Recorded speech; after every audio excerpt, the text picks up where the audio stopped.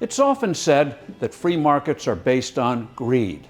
In fact, they're based on trust. A restaurant, for example, trusts you to pay after you've eaten your meal. At the supermarket, you pick what you want off the shelf and check out, like these people are doing. It wasn't always this way. More than a century ago, you gave your order to a clerk who slowly got what you asked for.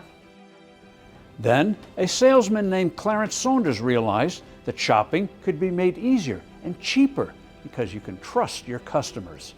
Saunders founded Piggly Wiggly, the first modern supermarket.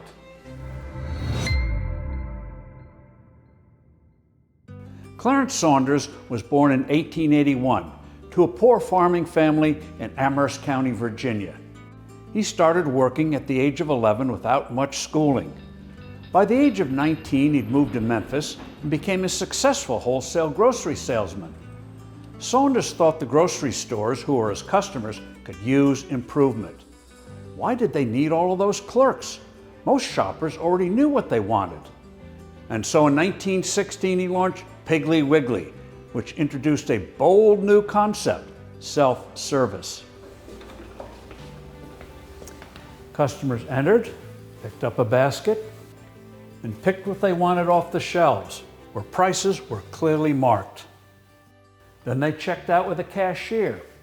Saunders said that he chose the name Piggly Wiggly to stand out, and that it did. The store's grand opening featured a brass band, and there was a beauty contest judged by ad managers at the local newspapers. Each woman shopper received a flower. Kids got a balloon. Saunders' self-service system was so new that he had it patented.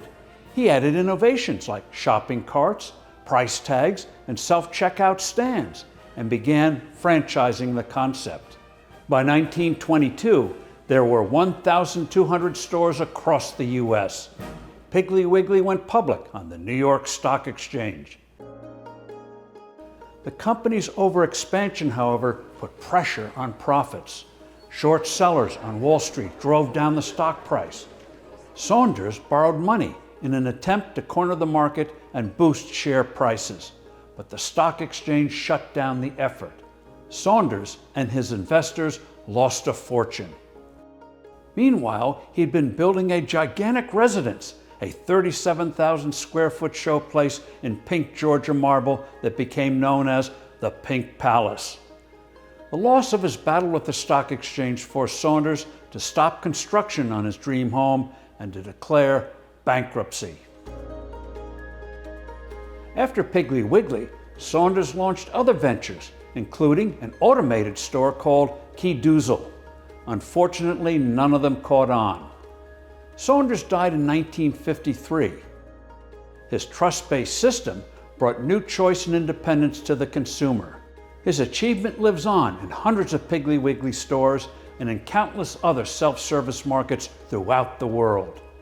Many have copied Saunders, but he was the first. As for the Pink Palace, it survives today as a museum. I'm Steve Forbes.